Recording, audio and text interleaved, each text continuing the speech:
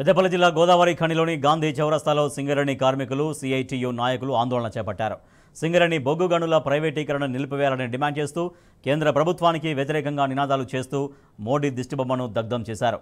ఎన్నికల ముందు కేంద్ర ప్రభుత్వం ఇచ్చిన హామీ మేరకు తెలంగాణలోని బొగ్గు గనులను సింగరేణికి అప్పగించాలని, అలాగే కొత్త బొగ్గు గనులను సింగరేణి సంస్థకు కేటాయించాలని డిమాండ్ చేశారు.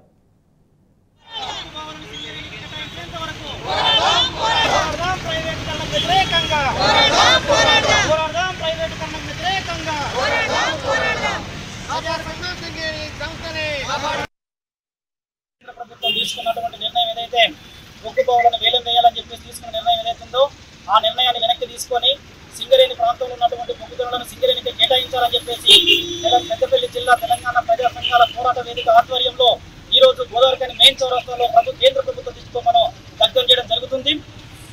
ఈ కేంద్ర ప్రభుత్వం ఎన్నికలకు ముందు గోదావరికి వచ్చినప్పుడు కిషన్ రెడ్డి, అదేవిధంగా సాక్షాత్ ప్రధాని కూడా ఇక్కడికి వచ్చి తెలంగాణ రాష్ట్ర ప్రభుత్వం మాట సింగరేణిలో 51% ఉంది, అదేవిధంగా కేంద్రం మాట 49% ఉంది.